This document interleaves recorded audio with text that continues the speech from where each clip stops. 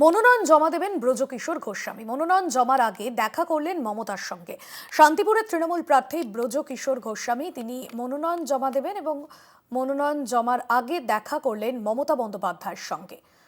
মনোনয়ন জমা দেবেন ব্রজকিশোর গোস্বামী।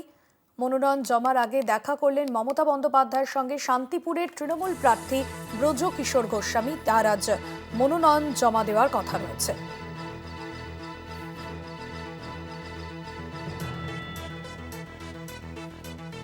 মনোনয়ন জমা দেওয়ার কথা আছে শান্তিপুরের তৃণমূল প্রার্থী ব্রজকিশোর গোস্বামীর। আজ দেখা করবেন মুখ্যমন্ত্রী মমতা বন্দ্যোপাধ্যায়ের সঙ্গে।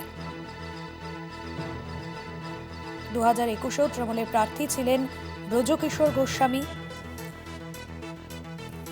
গত কয়েকদিন ধরেই কার্যত উৎসবের মেজাজে ভোট প্রচার করছিলেন শান্তিপুরের তৃণমূল প্রার্থী ব্রজকিশোর গোস্বামী।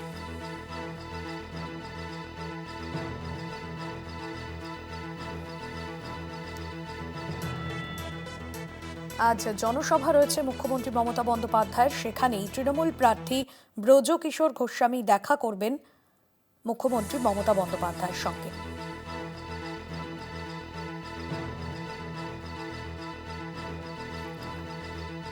তৃণমূল বিধায়ক ব্রজকিশোর গোস্বামী, তার উপরে এবারেও তৃণমূলের তরফে আস্থা রাখা হয়েছে। তাকে শান্তিপুরের তৃণমূল প্রার্থী হিসেবে নির্বাচন করা হয়েছে, টিকিট দেওয়া হয়েছে তাকে। মনোনয়ন জমার আগে দেখা করলেন মমতার সঙ্গে।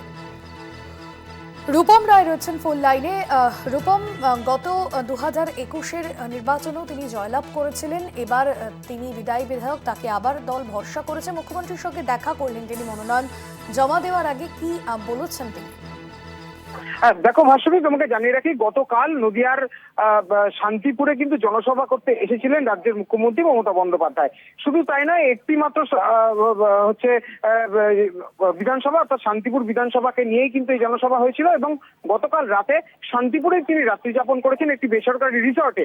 আজ সকালবেলায় কিন্তু রিসর্ট সংলগ্ন এলাকায় পুলিশি তৎপরতা তুঙ্গে। এবং আজকে নদিয়ার শান্তিপুরের এই রিসর্ট থেকেই কিন্তু নদিয়ার চাকদহে একটি জনসভায় যোগ দেবেন মমতা বন্দ্যোপাধ্যায়। এবং ঠিক তার আগেই রীতিমতো পুলিশি তৎপরতা যেরকম রয়েছে, সেরকম হেলিকপ্টারও রেডি করা রয়েছে যে 11টা নাগাদ তিনি এখান থেকে হেলিপ্যাড থেকে যাবেন এবং চাকদায় গিয়ে তিনি জনসভা করবেন। কিন্তু ঠিক তার আগেই শান্তিপুর বিধানসভার যিনি বিধায়ক রয়েছেন ব্রজকিশোর গোস্বামী এবং যিনি বর্তমানে তৃণমূল প্রার্থীও, তিনি কিন্তু সাত সকালে মুখ্যমন্ত্রীর সঙ্গে দেখা করেন। শুধু তাই নয়, দেখা করার পাশাপাশি তিনি তার আশীর্বাদও নেন বলে আমাদের সামনে তিনি জানিয়েছেন। এবং তিনি জানাচ্ছেন যে এবারের জয় শুধু সময়ের অপেক্ষা এবং বাড়তি অক্সিজেন পাওয়া গেছে।